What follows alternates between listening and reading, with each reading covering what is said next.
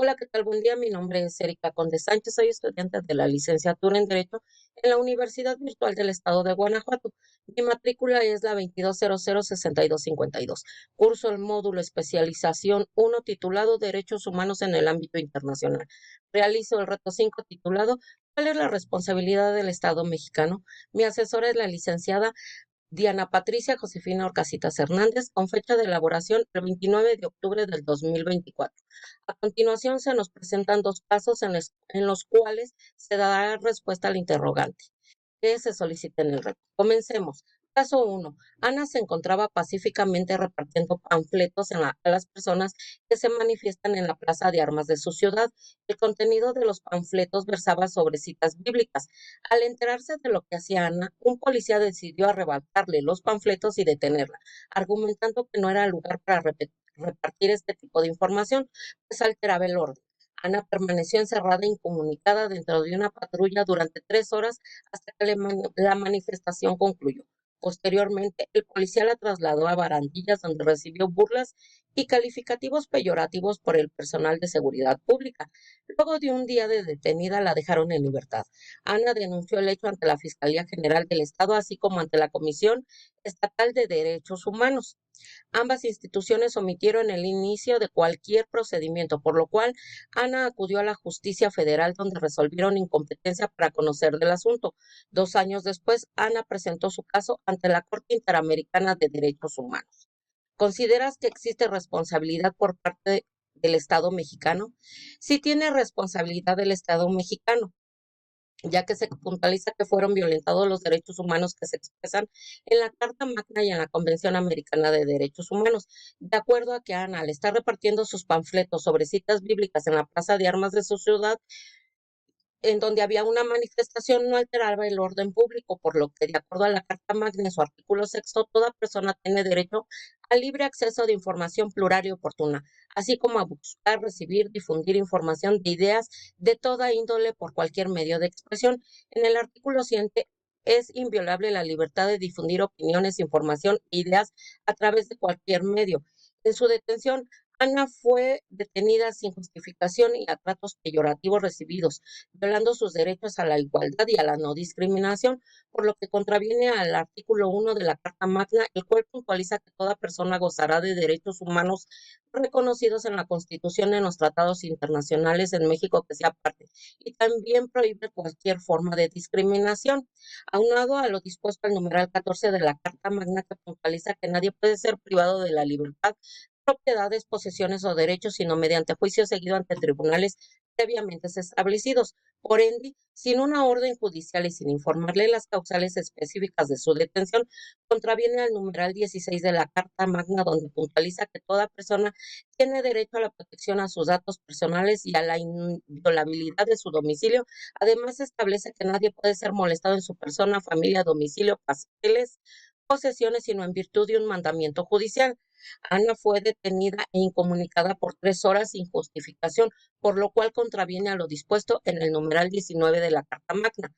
Ana no fue informada de los motivos de su detención, no tuvo derecho a una llamada ni a una defensa, a lo cual contraviene al numeral 20 de la Carta Magna, que puntualiza que garantiza los derechos de la persona imputada, incluyendo el derecho a ser informado de los motivos de su detención, a guardar silencio, a una defensa adecuada por un abogado y a comunicarse con un familiar o una persona de confianza. El trato denigrante y burlas hacia Ana y puesta en barandilla contraviene al numeral 21 de la Carta Magna, ya que constituye una forma de pena o castigo sin juicio previo. Se puntualiza que la imposición de la pena es exclusiva de la autoridad judicial. La autoridad administrativa puede imponer sanciones únicamente por infracciones de reglamentos de policía o gubernamentativos. Ana denunció el hecho ante la Fiscalía General del Estado, así como ante la Comisión Estatal de Derechos Humanos. Ambas instituciones omitieron el inicio de cualquier procedimiento y después de 2 años acude Ana ante la Corte Interamericana de Derechos Humanos, que es una institución autónoma que lleva asuntos contenciosos como el de Ana, para presentar su caso, el cual es revisado y analizado para recibir una respuesta.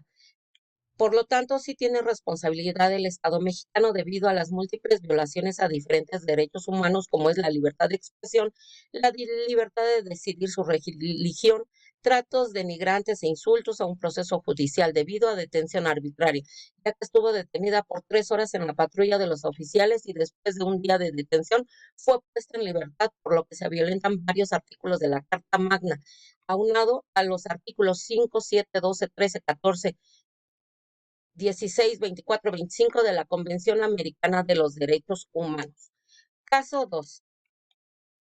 Durante la pandemia del COVID-19, el gobernador de una entidad federativa publicó el decreto por medio del cual se declara obligatorio el confinamiento del domicilio particular de los habitantes en un horario de 18 a 9 horas. Asimismo, se preveía una multa de 1.500 a quien infringiera esta disposición.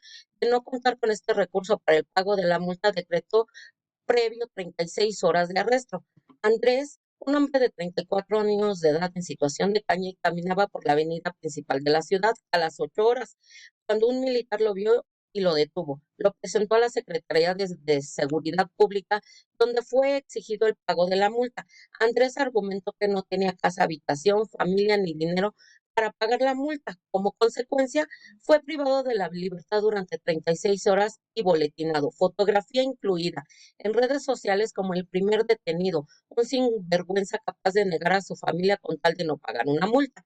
Derivado de lo anterior, fue localizado por una asociación civil, a través de la cual se planteó su caso en jurisdicción militar y ordinaria hasta ponerse en el conocimiento de la Comisión Internacional, de la Corte Internacional de Derechos Humanos.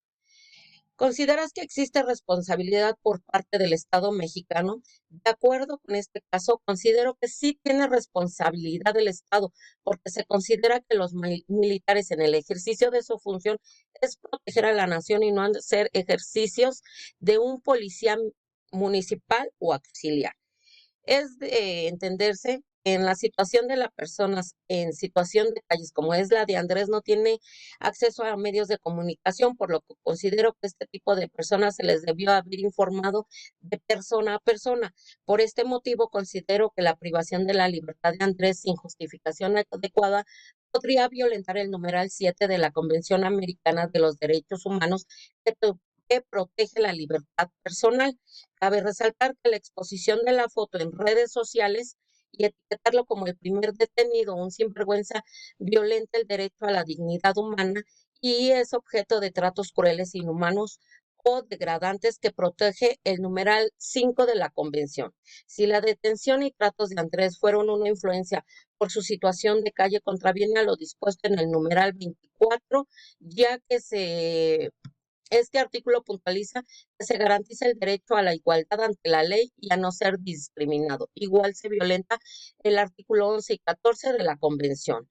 Por ello, se llega a la Corte Interamericana de Derechos Humanos, la cual garantiza y cuida y que se protejan los derechos humanos universales que tiene todo individuo, aunado a nuestra Carta Magna que se violenta el numeral 1. Por lo tanto, sí tiene responsabilidad el Estado en el caso de Andrés, ya que las acciones descritas en el caso se violan varios derechos humanos fundamentales. Andrés podía tener derecho a una indemnización adecuada, derecho a su propia imagen, el derecho a la privacidad. La divulgación de la imagen de Andrés sin su consentimiento es un ilícito y será objeto de sanciones legales hacia con los militares por haber difundido esta imagen en redes sociales y etiquetado a Andrés. A manera de conclusión, podemos decir que en todo el país todo servidor público debe ser capacitado constantemente en el ejercicio de sus funciones, sea mediante el principio de legalidad, de acuerdo con nuestras normas jurídicas. De no atender estas normas jurídicas, podríamos presentar problemas como son los casos atendidos en este repo, que se violentan los derechos humanos, así como tengamos omisiones por parte de las autoridades por negarse a atender a alguna situación, y que como Estado está obligado a hacer respetar y respetar en ellos mismos las normas jurídicas. De antemano, muchas gracias, agradezco su amable atención. Hasta la próxima.